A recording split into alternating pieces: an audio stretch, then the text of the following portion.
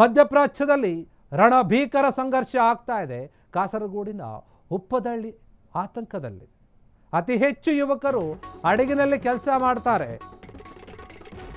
ಮಧ್ಯಪ್ರಾಚ್ಯದಲ್ಲಿ ಏನು ಯುದ್ಧ ಆಗ್ತಾ ಇದೆ, ಆ ಯುದ್ಧದ ಎಫೆಕ್ಟ್ ಬೇರೆ ದೇಶದ ಮೇಲೆ ಕೂಡ ಇದೆ. ಕಾಸರಗೋಡಿನ ಉಪ್ಪಳದಲ್ಲಿ ಆತಂಕ ಎದುರಾಗಿದೆ.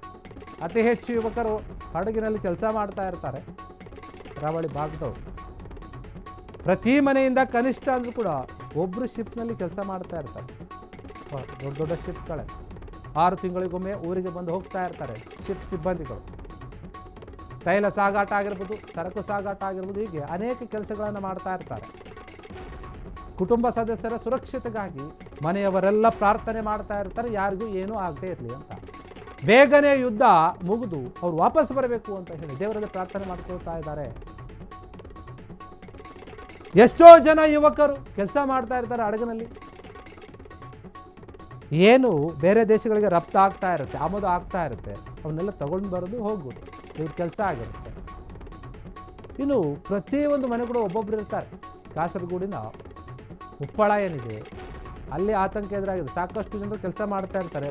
ಒಂದೊಂದು ಮನೆಗೆ ಒಬ್ಬೊಬ್ಬರು ಅಂದರೂ ಕೂಡ ಯುವಕರು ಇರ್ತಾರೆ. ಎಲ್ಲರೂ ಕೂಡ ಅವ್ರು ಕೆಲಸ ಮಾಡೋಕ್ಕೆ ಹೋಗಿದ್ದಾರೆ. ಆದರೆ ಈ ಯುದ್ಧದ ವಾತಾವರಣದಿಂದ ಯಾವಾಗ ಏನಾಗುತ್ತೋ ಗೊತ್ತಾಗ್ತಾ ಇಲ್ಲ, ಯಾರು ಎಲ್ಲಿ ಸಾವನ್ನಪ್ತಾರೋ ಅಂತ.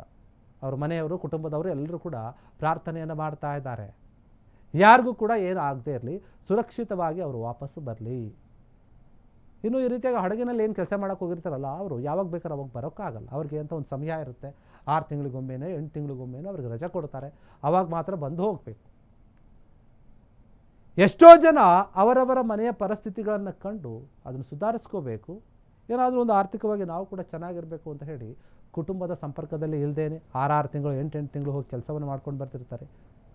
ಈ ರೀತಿಯಾಗಿ ಹೋದಾಗ ಯುದ್ಧಗಳು ನಡೀತಾ ಇದೆ, ಅಲ್ಲಿ ಧ್ವಂಸ ಆಗ್ತಾ ಇದೆ, ದಾಳಿಗಳಾಗ್ತಾ ಇದೆ, ಪ್ರಾಣಗಳು ಹೋಗ್ತಾ ಇದೆ ಅಂತಾಗ ಎಂಥವ್ರಿಗೂ ಕೂಡ ಚಿಂತೆ ಆಗುತ್ತೆ, ಯೋಚನೆ ಬರುತ್ತೆ. ಹೀಗಾಗಿ ದೇವರ ಮೊರೆ ಹೋಗಿದ್ದಾರೆ, ಕಾಪಾಡಿ ಅಂತ ಹೇಳಿ. ಕುಟುಂಬಸ್ಥರು ಏನಿದ್ದಾರೆ ಅವರು ಬಹುಬೇಗ ಯುದ್ಧ ಮುಗಿಬೇಕು ಅಂತ ಹೇಳಿ ಪ್ರಾರ್ಥನೆಯನ್ನು ಮಾಡ್ತಾ ಇದ್ದಾರೆ.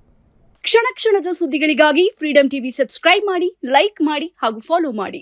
ಹೊಸ ಸುದ್ದಿಗಳ ನೋಟಿಫಿಕೇಶನ್ಗಾಗಿ ಬೆಲ್ ಐಕಾನ್ ಮೇಲೆ ಕ್ಲಿಕ್ ಮಾಡಿ.